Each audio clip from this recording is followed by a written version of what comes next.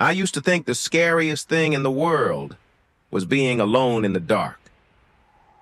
I was wrong. The scariest thing is realizing you're not alone, that someone's watching you. And not just anyone, someone you trust, someone who shares your bed. My wife, Lynn, she started peeking at me. From behind doors, under furniture, inside closets, always smiling, always still. And now, I don't sleep, I don't eat, I don't go home.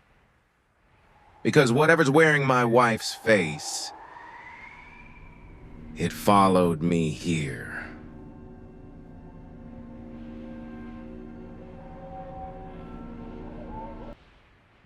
"6 years. That's how long I thought I knew her. Lynn was real, not perfect, just real. The kind of woman who left notes in my lunch, who fell asleep with a book on her chest, who couldn't even finish The Shining without nightmares. She said Jack Nicholson's smile haunted her. If only she knew. If only I knew. It started on a Tuesday, October. I was late for work. Alarm failed, keys missing, you know the drill.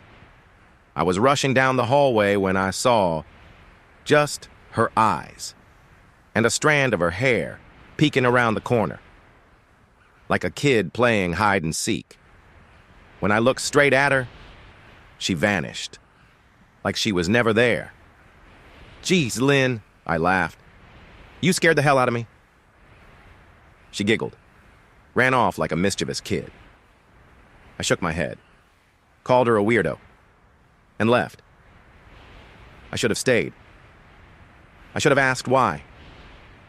But love makes you blind, doesn't it?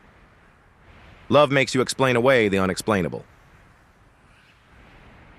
3 nights later, I learned the difference between playful and something else. 2 a.m., that dead hour when the house sounds different, when even the silence has a pulse. I was thirsty. Went downstairs for some orange juice.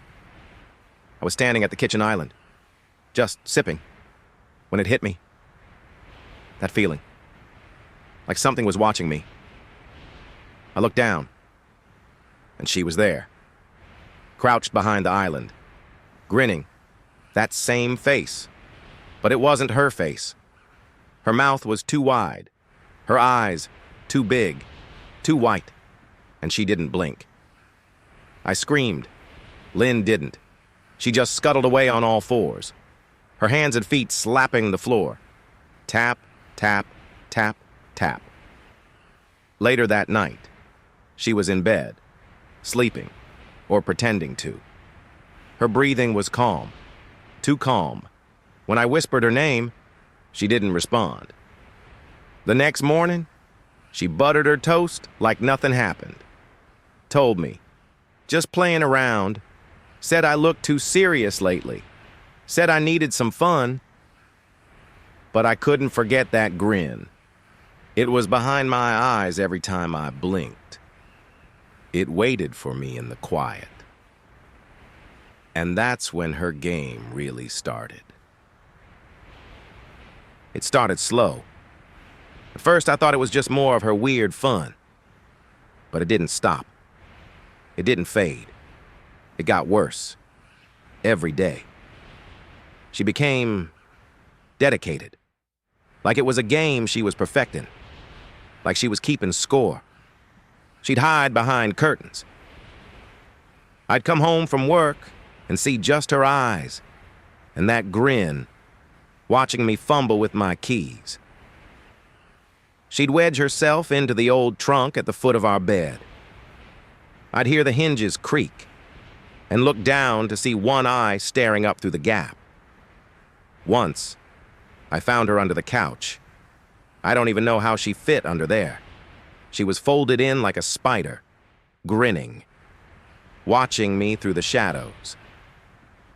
It was never playful. It was never random. It was like she was feeding on something. I begged her. "Lynn, please. You're scaring me." She'd smile. Say, "Sorry, babe. I'll stop." She never did. Then came the shower. That's when I knew something was truly wrong. I was rinsing shampoo from my hair, eyes closed, relaxed just for a moment. And that's when it crept in, that crawling feeling that claws down your spine. I opened my eyes, and her face was there, inside the shower. Just her head, the rest of her body still outside the curtain. Her mouth was open, not screaming, not talking, just open. Her eyes were massive, bloodshot, unblinking. Her mascara had run in 2 black streams down her face. Her soaked hair clung to her cheeks like seaweed. She just stared, so close I could see the pores in her skin. I screamed, harder than I ever have in my life. But she didn't move, didn't blink, didn't speak. She just watched me. Then slowly, she pulled her head back and slammed the bathroom door, so hard the mirror cracked. I locked the door, collapsed into the tub, soaked, shaking. For almost an hour, I sat there, until I built up the nerve to peek under the door. She was still there, not outside, inside the hallway closet, her face pressed against the gap in the door. Same grin, same wide, ecstatic eyes. Her hands trembled, like she couldn't wait, like she was vibrating with excitement. And she was making a sound, a low, raspy moan, like something between breathing and growling. That was the moment I broke. I didn't think, didn't speak. I just ran. I drove straight to my brother's house. Didn't text, didn't explain. Just showed up shaking, dripping wet, still in my boxers. Chris opened the door and stared at me like I'd lost my mind. I told him Lynn and I had a fight. He didn't ask questions. Let me in. Gave me a towel. Told me to crash on the couch. I wanted to believe it was over, that maybe I'd wake up and realize it was just stress.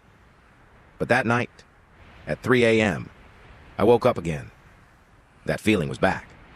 The weight of eyes on me. I was lying on the couch, heart pounding, staring at the ceiling, afraid to move. Finally, I looked toward the window, and there she was, Lynn, outside, pressed against the glass. Her face distorted where it touched the window. Drool dripped in silver lines down the glass. Her eyes were wide open, unmoving, but the glass was fogged in circles around her lips. She'd been there for a while. I didn't scream this time. I couldn't. The fear was different, colder. When Chris and Rebecca came downstairs, she was gone. No footprints. Nothing. They thought I was dreaming. I wish I was dreaming. The next morning, Rebecca made coffee. She said it casually, like it was nothing. "Oh, Lynn stopped by earlier. Around 5. She just asked if you were awake." No car, no phone call, just appeared. That's when I knew. This wasn't stress. This wasn't a prank. This wasn't Lynn. I called her mother. Cold woman. Never liked me. But when I told her what was happening, her voice changed. Sharp at first. Defensive. Then, something cracked. She said one thing before hanging up.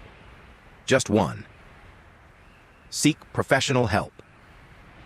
But it didn't sound like advice. It sounded like a warning. Chris agreed to go back with me. We waited until daylight. No way I was going in that house at night. When we pulled up, her car wasn't there. The front door was slightly open. Something about that felt wrong. The moment we stepped inside, the smell hit us. Rot. Something wet and old. All the curtains were shut.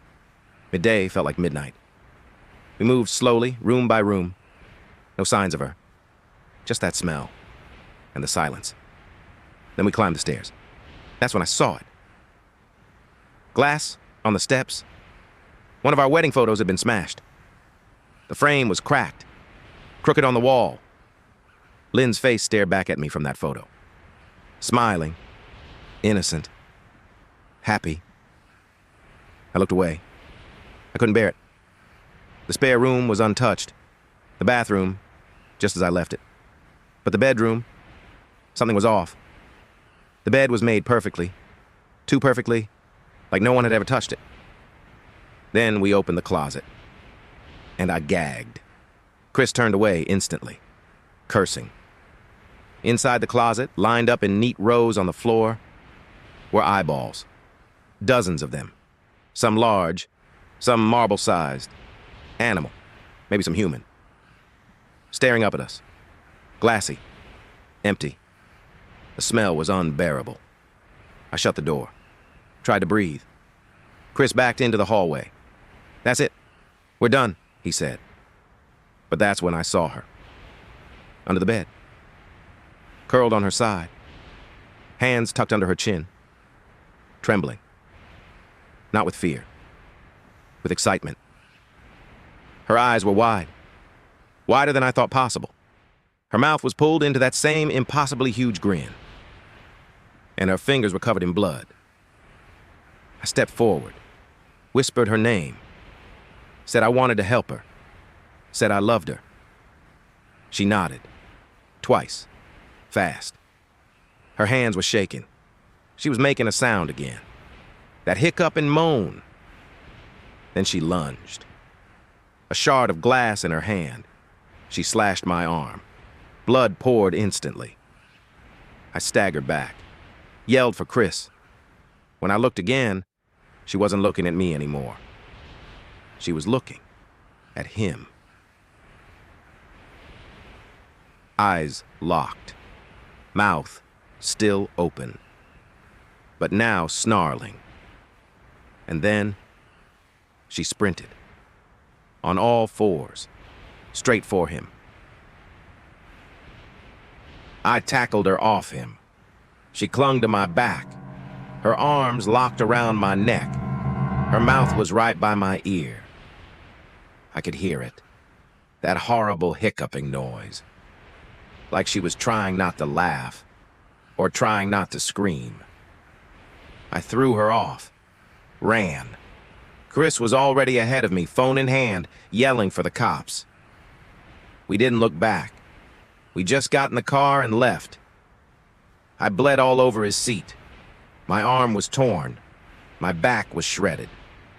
11 stitches in one, 3 in the other. The police searched the house. But of course she was gone. The eyeballs were gone too.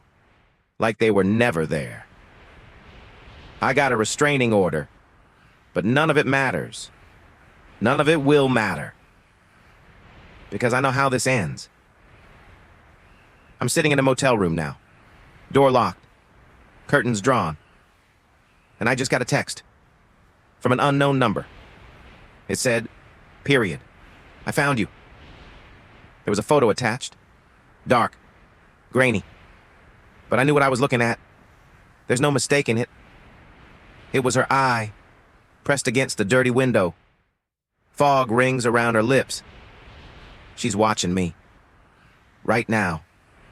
Behind these curtains. Or under the bed. Or maybe she never left. If you're listening to this, don't come looking. Don't try to help. Don't even open the door. Because I think she's already inside.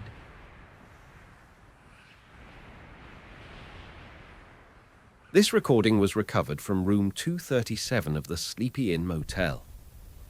The guest checked in under the name John Smith. He was never seen checking out. No signs of struggle, just a strange odor, and several cracked windows.